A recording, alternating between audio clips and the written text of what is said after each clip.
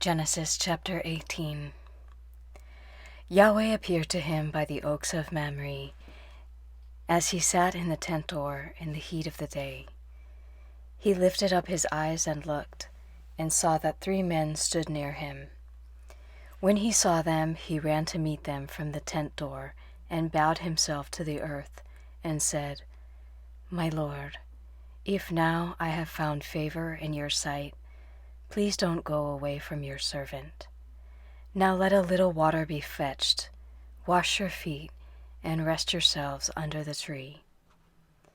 I will get a piece of bread so you can refresh your heart. After that, you may go your way, now that you have come to your servant." They said, "Very well, do as you have said." Abraham hurried into the tent to Sarah and said, "Quickly prepare 3 seahs of fine meal, knead it, and make cakes." Abraham ran to the herd and fetched a tender and good calf and gave it to the servant. He hurried to dress it. He took butter, milk, and the calf which he had dressed, and set it before them. He stood by them under the tree, and they ate. They asked him, "Where is Sarah, your wife?" He said, "There, in the tent." He said, "I will certainly return to you at about this time next year, and behold, Sarah, your wife, will have a son." Sarah heard in the tent door which was behind him. Now Abraham and Sarah were old, well advanced in age. Sarah had passed the age of childbearing. Sarah laughed within herself, saying, "After I have grown old, will I have pleasure, my Lord being old also?" Yahweh said to Abraham, "Why did Sarah laugh, saying, 'Will I really bear a child when I am old?' Is anything too hard for Yahweh?" At the set time I will return to you, when the season comes round, and Sarah will have a son." Then Sarah denied it, saying, "I didn't laugh," for she was afraid. He said, "No, but you did laugh." The men rose up from there and looked toward Sodom. Abraham went with them to see them on their way. Yahweh said, "Will I hide from Abraham what I do, since Abraham will surely become a great and mighty nation, and all the nations of the earth will be blessed in him? For I have known him to the end that he may command his children and his household after him, that they may keep the way of Yahweh, to do righteousness and justice, to the end that Yahweh may bring on Abraham that which he has spoken of him."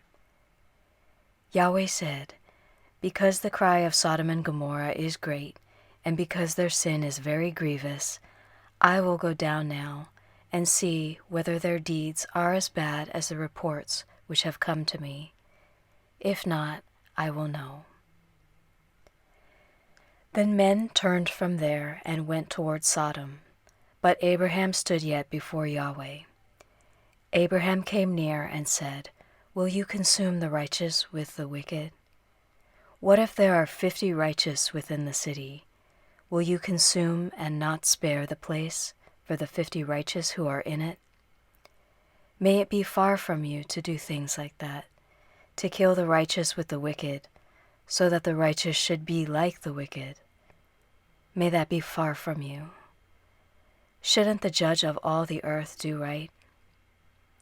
Yahweh said, "If I find in Sodom 50 righteous within the city, then I will spare the whole place for their sake." Abraham answered, "See now, I have taken it on myself to speak to the Lord, although I am dust and ashes. What if there will lack 5 of the 50 righteous? Will you destroy all the city for lack of 5? He said, "I will not destroy it if I find 45 there." He spoke to him yet again and said, "What if there are 40 found there?" He said, "I will not do it for the 40's sake."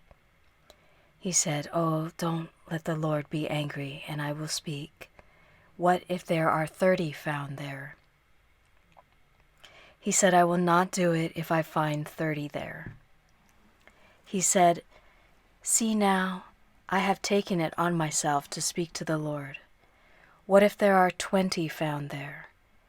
He said, I will not destroy it for the 20's sake. He said, Oh, don't let the Lord be angry, and I will speak just once more. What if 10 are found there? He said, I will not destroy it for the 10's sake. Yahweh went his way as soon as he had finished communing with Abraham, and Abraham returned to his place.